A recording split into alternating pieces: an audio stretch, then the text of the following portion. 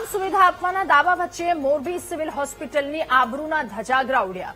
મોરબી કલેક્ટરે તપાસ કરતા સિવિલ હોસ્પિટલની હકીકત સામે આવી.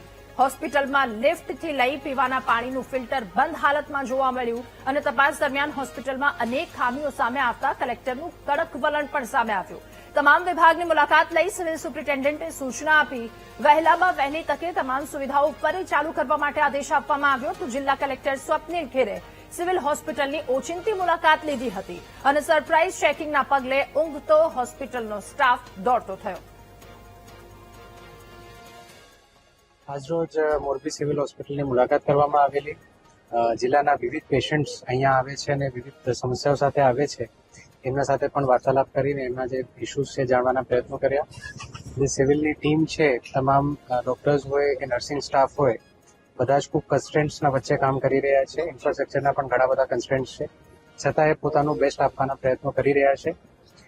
હજુ પણ ઇમ્પ્રુવમેન્ટની અમુક જગ્યાએ આવશ્યકતાઓ છે, જેના માટે અમુક સૂચનો કરવામાં આવ્યા છે. આગામી પણ અમારી જ્યારે આરકેએસ મિટિંગ્સ થશે ત્યારે પણ આ જે ચેલેન્જીસ અને જે ઇસ્યુઝ આઈડેન્ટિફાઈ થયા છે એની પણ અમે આગામી સમયમાં ચર્ચા કરીશું. ધીમે ધીમે સર્વિસીસનું સ્તર વધે એના માટે તંત્ર દ્વારા પ્રયત્ન કરવામાં આવશે.